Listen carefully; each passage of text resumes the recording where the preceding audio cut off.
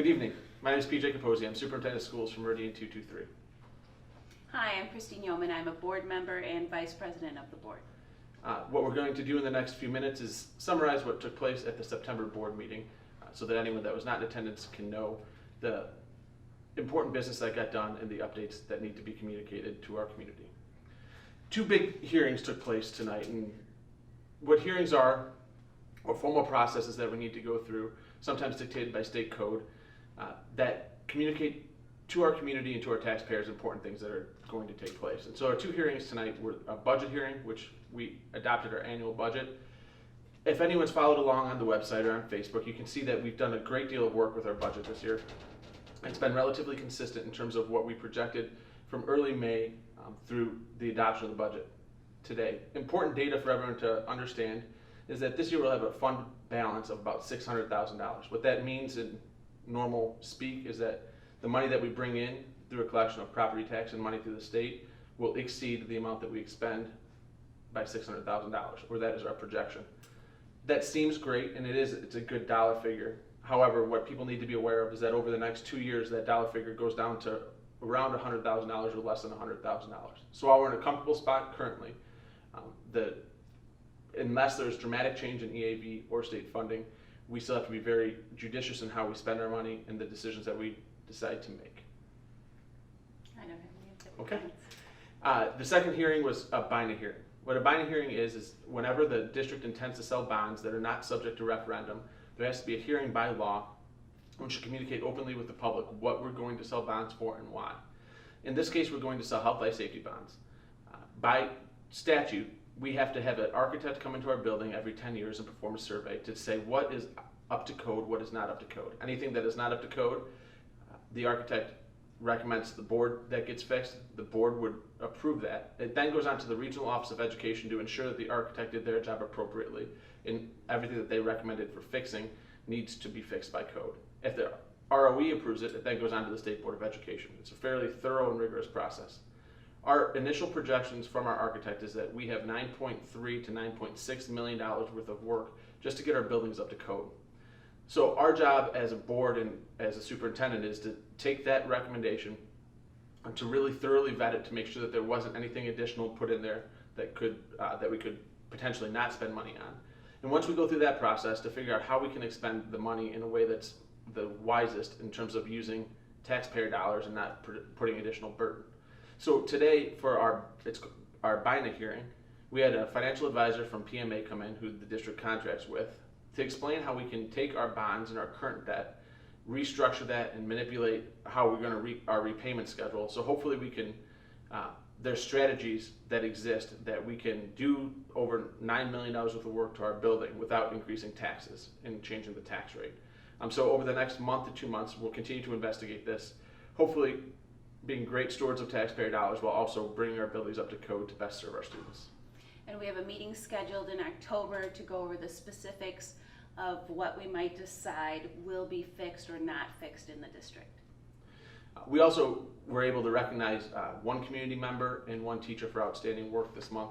Recognize Beth Kleinschmidt for her continued leadership and excellence in mathematics. She's a teacher at Silman Valley High School. And we also were able to recognize Susan Peterson. Susan Peterson's a community member who donated and dedicated a lot of time this summer to help us make sure that the new resources that we purchased for our K-5 students and teachers were organized and ready to go the first day. Truly dedicated a tremendous amount of energy to this process, and we could not thank her enough. So the least we could do is recognize her actions during the board meeting. Other things that I wanted to talk with the board about that I gave updates on in my report was that our audit process is coming to a close, and there'll be more information at upcoming board meetings about that, and that the state of Illinois and what's coming from Springfield continues to be less than optimistic. The Illinois released the overall state performance on the standardized test PARCC, which were not to expectation. This led me to send a parent letter home, which hopefully everyone received via email earlier this week. And we rescheduled a visioning meeting that will be held in October, where we're re-evaluating our vision statement, our mission statement, so that we can continue with our goals for the district. And two other processes that are underway and ongoing is every year we renew our insurance, and so there's potential for additional cost increase, which is budgeted for, but we also shop with different vendors and suppliers so that we can provide good benefits to our staff, but also do so in a cost-effective way and be good stewards of taxpayer dollars. Additionally, we talked about our process with the farm bid process, which has been underway in some fashion or format since June. As a result of this meeting, the board has directed me to engage in conversations with one bidder, and hopefully by next open meeting, we will have a contract signed on that, confirming a lease for the next several years. One comment about the Springfield update too is the budget that Mr. Capozzi has put together was conservative for the amounts that you had, because last year we thought we would have a certain amount of state funding and we received less. Correct.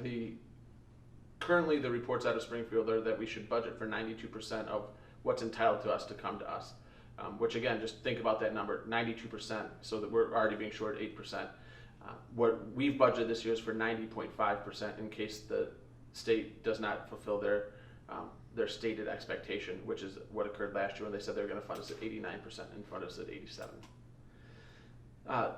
We had our first administrative report of the year, so monthly, that takes place from the September board meeting through the May board meeting. We have an update from either administrator or director giving an update on the status of the data pertaining to their particular building or department and what they are planning to do to progress. And this month's was Highland Grade Schools. The presentation is attached to board book and also available to listen to. If you actually go into the attachment, you can listen to a presentation with a voiceover from Mr. Cruelhan explaining the data and the improvement processes that he and his staff are undertaking. And just so you know, the board, what was the original data report? How many pages? 300 plus. 300 plus, and I believe that Highland's report just for Highland was 39 pages. And so we as board members are analyzing that data, and we'll have follow-up questions for next year to see how the school has responded to that data and how improvements have been made. In terms of actual action items for tonight, there's a lot of discussion and hearings that took place, but in terms of action items, it was actually a pretty lean evening. The board took action unanimously to approve the FY16 budget and also the application for recognition of schools for our district, which is just something that's somewhat procedural that we have to go through, acknowledge a few things that ISB says we have to do to be recognized as a school, and the board voted unanimously to approve that as well. Other than that, it was a pretty well attended board meeting, and one that went probably about an hour and a half in terms of open session with lots of dialogue back and forth.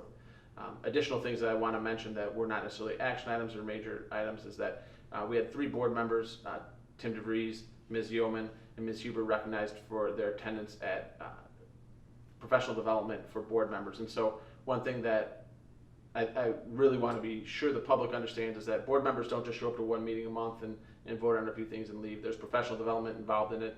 I also inundate them with information all the time. All the time, so that they're abreast of what's going on in the district. So it's probably ends up being at least a 30 to 40 hour per month volunteer position that our community members, our board members, dedicate themselves to the district for. Just one item too, we've touched on this briefly, but if people have questions regarding the health, life, safety bonds, last month you put on the website, correct? Yes. A explanation of the bond process and the history up until now. So if you have confusion about that, please look at that site and call the office if you have questions. Absolutely. We want to be as transparent with this process as we can be. I said several times during the meeting tonight, none of the money that we're requesting is really for anything fun or exciting. I'd say the most interesting thing that is not up to code that would need to be replaced would be bleachers. Other than that, it's roofs, buttresses, doors, old electrical wires that need to be replaced. So it's nothing that is really exciting, nor is it anything that unfortunately is really going to touch kids in a meaningful manner, but it's just things that we need to do to continue to improve our infrastructure and our building envelope so that we can sustain as a school district. And at this point, the board has not taken any action as to what exactly the bond amounts would be or exactly what would be work would be completed. So that will be done most likely next month, right? Yeah, it'll be coming Next month, the board will approve the amendments as put forth by the architect that have a dollar amount attached to them, so we'll know. We won't officially move on trying to attain the bonds, but we'll have a very good feel as to what that bond amount would be. As always, anyone with any questions or comments, feel free to contact me. My cell phone number and email address are on the district website. I look forward to any questions that you may have. Thank you again. Have a wonderful night. Thanks. And as always, you can contact your board members if you have any questions or concerns. Thanks.